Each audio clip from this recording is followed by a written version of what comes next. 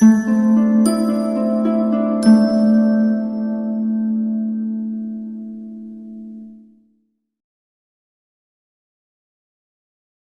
And welcome back. तो हम आस्वादन कर रहे थे अज्ञे जी का उपन्यास शेखर एक जीवनी। शेखर के बाल जीवन से हमारा परिचय अज्ञे जी कराते हैं। उसके जन्म से लेकर उसके अंदर अहम की भावना कब उत्पन्न हुई, भय नामक विकार उसके अंदर कैसे उत्पन्न हुआ और कैसे उसने अपने मन के भय को पराजित कर दिया, और सेक्स से संबंधित उसकी जो अवधारणा थी वो कब और कैसे बनी, ये सब हमने पिछले वीडियोस में देखा। अब आगे शेखर अपनी ज़िंदगी में कैसे उसने ज्ञान अर्जित करना शुरू किया, शिक्षा पाना शुरू किया, उसके बारे में जिक्र करते हैं। शिक्षा देना संसार अपना सबसे बड़ा कर्तव्य समझता है, किंतु शिक्षा अपने मन की, शिष्य के मन की नहीं। अब देखिए लेखक की ये जो बात है कि हमारा समाज अपने यंगर जनरेशन को शिक्षा देना चाहता है, लेकिन बच्चे के आग्रह के मुताबिक नहीं। हमारी जो इच्छाएं हैं, माता पिता की, गुरुजनों की या फिर समाज की जो इच्छा है वो बच्चों पर थोप दी जाती है, शिष्य के मन की नहीं। शिष्य क्या सीखना चाहता है ये हमारे एजुकेशन सिस्टम में कोई पूछता ही नहीं, क्योंकि संसार का आदर्श व्यक्ति व्यक्ति नहीं है, एक टाइप है।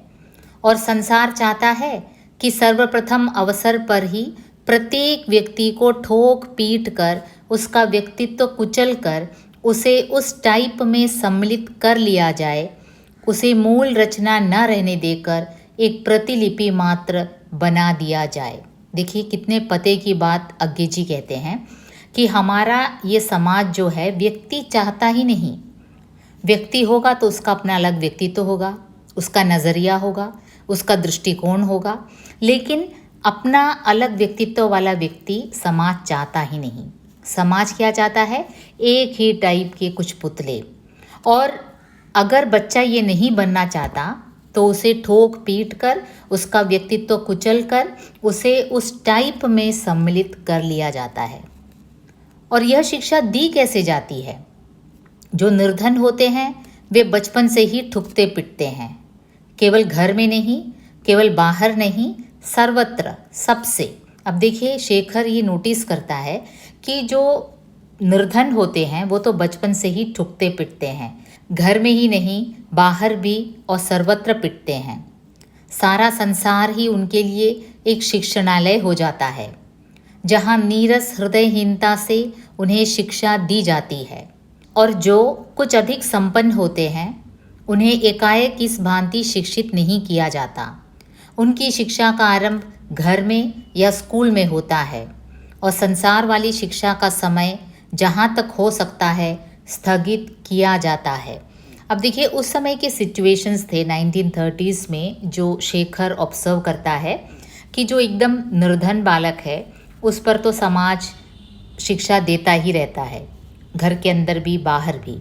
लेकिन उस समय जो थोड़े वेल ऑफ थे, जो थोड़े धन संपत्ति वाले थे, उनके घर के बच्चों को क्या था, या तो मास्टर घर में आकर पढ़ाया करते थे या फिर स्कूल भेजा जाता था।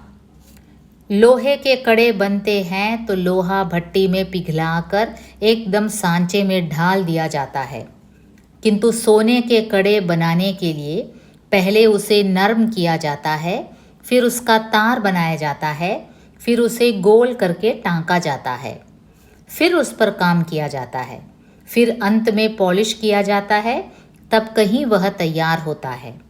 ऐसी ही है निर्धन और धनिक बालकों की शिक्षा।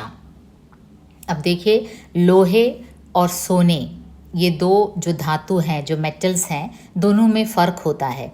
लोहा क्या होता है, एकदम से भट्टी में पिघलाकर आपको जिस सांचे में ढालना हो उसे उसमें डाल दिया जाता है। लेकिन सोने को वो मैलिएबल होता है, यानी उसे पहले गर्म करते हैं, फिर धीरे धीरे पीट पीट कर उसे अलग अलग शेप देते हैं। तो निर्धन जो जो गरीब का बच्चा है वो लोहे की तरह उसे एकदम से ढाल दिया जाता है, भट्टी में पिघलाकर।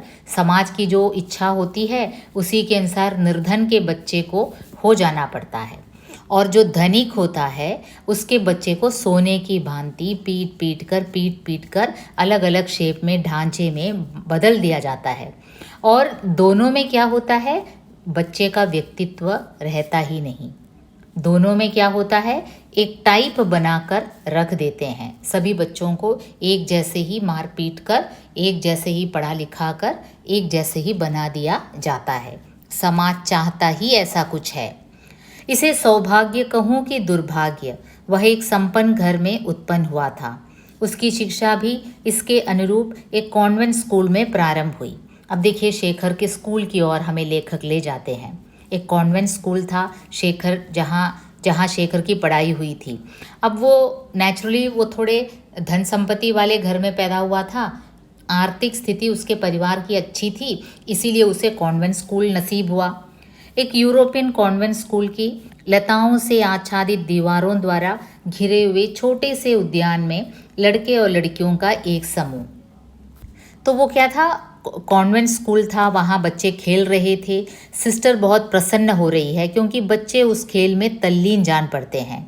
उनके चेहरे गंभीर हैं अवश्य, किंतु यह शायद उसकी उपस्थिति के कारण ही है।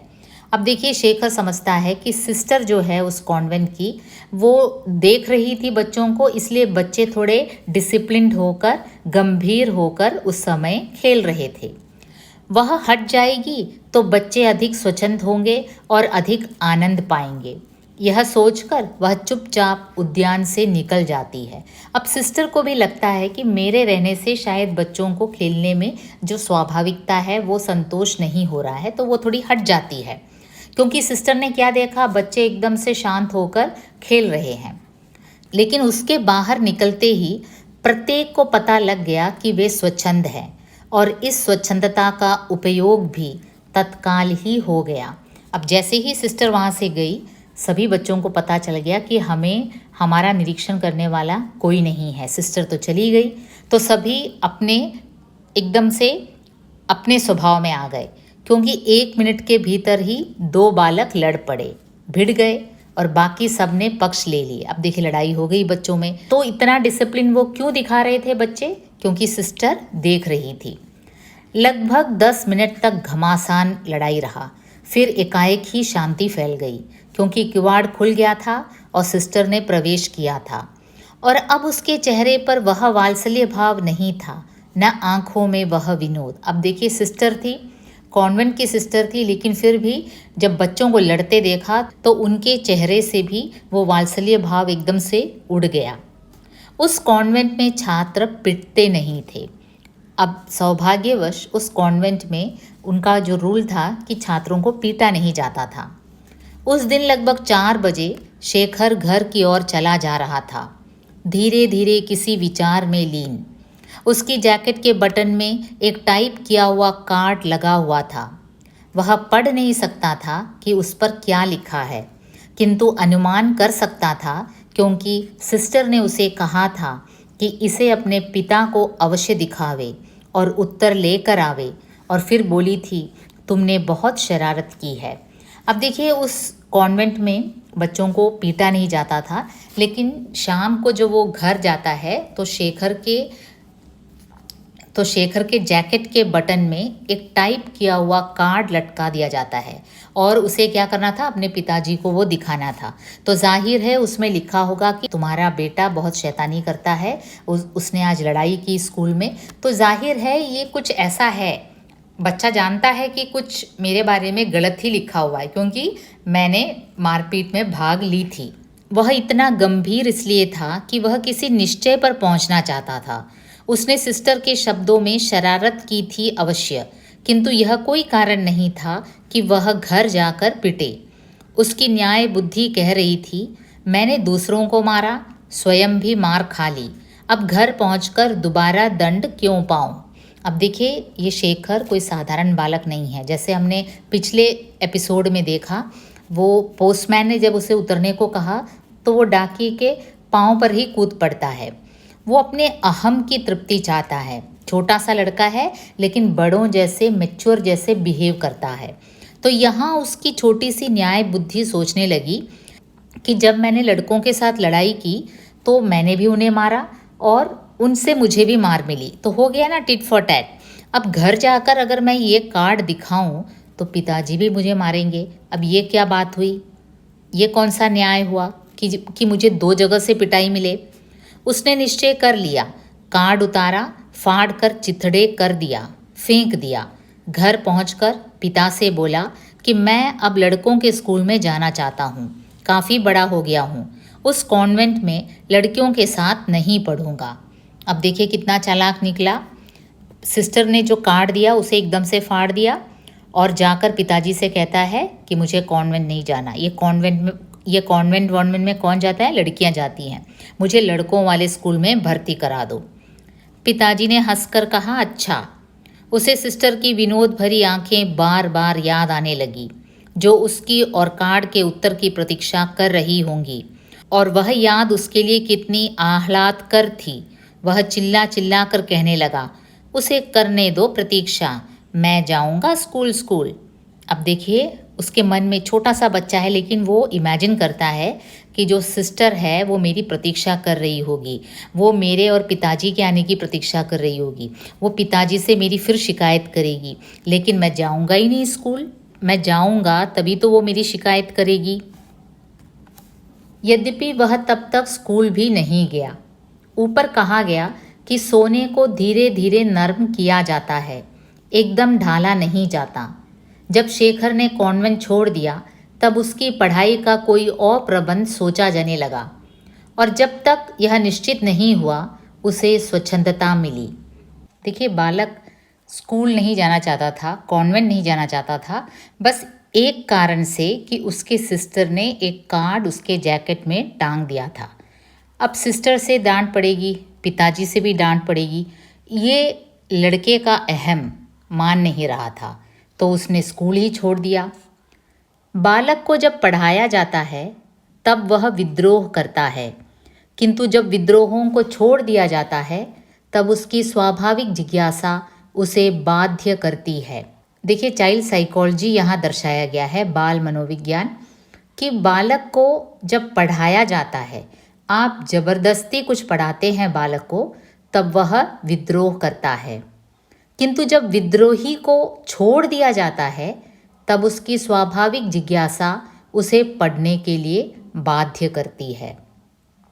उसके बड़े भाई जब अपने मास्टर से पढ़ने बैठते तब वह स्वयं जाकर उनकी मेज़ के पास खड़ा हो जाता, क्योंकि कोई उसे वहाँ खड़ा रहने पर बाध्य नहीं करता था। अब देखिए ज़बरदस्ती यूनिफॉर्म पहनाकर जब स्कूल भेजा जाता है तो विद्रोही का मन पढ़ने को नहीं होता, लेकिन जब कोई उस पर ध्यान नहीं देता है तो स्वयं जिज्ञासावश वो पढ़ने के लिए बाध्य होते हैं। तो यहाँ एक उदाहरण दिया गया है, उसके बड़े भाई को पढ़ाने एक मास्टर आया करते थे, तो उनकी मेज़ के पास जाकर ये भी खड़ा हो जाता था। यह इतना छोटा था कि मेज़ तक पहुँच न पाता, तब वह पंजों पर खड़ा होकर हाथों से मेज़ का किनारा पकड़ लेता और उस पर टोढ़ी टेक कर सुना करता। उसके भाई और उनका मास्टर हंस देते, किंतु उसे कुछ कहते नहीं, उसकी ओर ध्यान भी नहीं देते। देखिए ये छोटा था तो मास्टर इसके बड़े भाई को पढ़ा रहा है, तो ये भी वहाँ खड़े होकर सब कुछ सुन लेता था। ऐसे ही कई दिन रहा। एक दिन पिता पढ़ाई देखने आए, भाइयों को अष्टाध्यायी पढ़ते देखकर बोले, आज का पाठ सुनाओ तो, कुछ याद है? उन्होंने आरंभ तो अच्छी तरह किया, किंतु बीच में भूल गए, घबरा गए, चुप रह गए। पिता ने वात्सल्य भरी हंसी हंसकर कहा, पढ़ो पढ़ो, ध्यान से पढ़ा करो। और जाने को हुए तभी उसने अपनी किंचित बैठी हुई आवाज़ में, जो व्यग्रता से कांप रही थी, कहा, मैं सुनाऊं? सब हंस पड़े, पर पिता एक अनुमति सूचक मुस्कुराहट से उसकी ओर देखने लगे। अब जो बड़े भाई हैं वो तो सब हंसने लगे, क्योंकि इतना क्लिष्ट पाठ ये छोटा सा बच्चा कैसे पढ़ पाएगा।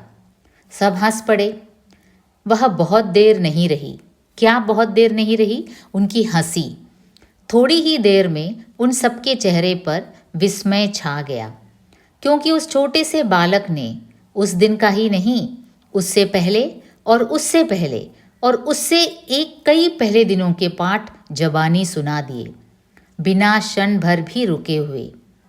उसके पिता ने प्रसन्न होकर, ऐसे जैसे पुरस्कृत कर रहे हो, कहा, कल से तुम भी पढ़ो, तुम्हारे लिए अलग मास्टर रख देते हैं। अब देखिए, छोटा सा बच्चा पूरी पाठ सुना जाता है तो पिता इतने प्रसन्न होते हैं कि कहते हैं कि तुम्हारे लिए एक अलग मास्टर रख देते हैं। अब देखिए, ये लड़का चाहता नहीं है कि कोई मास्टर उसे पढ़ाए। ये एक विद्रोही बालक है। इसका साइकोलॉजी क्या है कि जब कोई इसे बाध्य करता है तो उसे इसमें मज़ा नहीं आता। जब कोई उस पर ध्यान न देता हो तब इसके मन की जिज्ञासा स्वयं जागृत होती है। लेकिन हाय रे पुरस्कार! हाँ, तो दूसरे दिन उसका नया मास्टर आया, किंतु आया ही रहा बहुत दिन नहीं। आरंभ के 3-4 दिन बाद ही मास्टर साहब ने आकर देखा, उनका शिष्य एक कुर्सी की पीठ पकड़े वज्रवत अपना सिर उस पर पटकता जा रहा है, बार बार। मास्टर साहब ने पूछा, यह क्या कर रहे हो? अपने को पक्का कर रहा हूँ, कहकर वह फिर अपने काम में लग गया। मास्टर साहब ने यह नहीं जाना कि बालक ने कहीं किसी बात में सुना था, वह बड़ा पक्का निकला और इस कथन में प्रशंसा की ध्वनि पाकर उसने निश्चय किया था कि मैं भी पक्का होऊंगा। मास्टर साहब ने हंसकर कहा, देखूं तो कितने पक्के हो, मुझसे टक्कर लड़ाओगे? आह्वान, उसने कहा, आइए। अब देखिए, ये बालक इतना विद्रोही है, इसने कहीं सुन रखा था कि वो बड़ा पक्का निकला, तो इसने सोचा क्या कि अपना सिर कहीं पटक देने से इसमें मजबूती आ जाएगी। अब मास्टर को भी ऐसा लगा कि चलो मुझसे टक्कर लोगे, तो ये रेडी हो गया एकदम। तो ये एकदम से तैयार हो गया। एक ही टक्कर हुई। जब बालक ने दूसरी के लिए सिर पीछे झुकाया तो देखा मास्टर साहब की हंसी उड़ गई है। वे हाथ से माथा थाम लेते हैं जैसे अपने को सहारा दे रहे हों और फिर उठकर बाहर चले जाते हैं। अब देखिए, मास्टर ने ऐसे एक बच्चे को कभी पढ़ाया नहीं होगा। उसके माथे पर इतनी ज़ोर से चोट लगी कि वो एकदम से परेशान हो गए और वे फिर नहीं आते, क्योंकि ऐसे कितने मास्टर हैं जो यह नहीं समझते कि पढ़ाई तभी तक संभव है जब तक शिष्य पर गुरु का रौब रहे। अब ये भी एक पते की बात है कि शिष्य पर गुरु का एक अधिकार जब तक रहे तभी तक गुरु पढ़ा सकता है। अगर टीचर को क्लास पर कंट्रोल नहीं है तो वो टीचर एकदम वेस्ट है, यूजलेस है।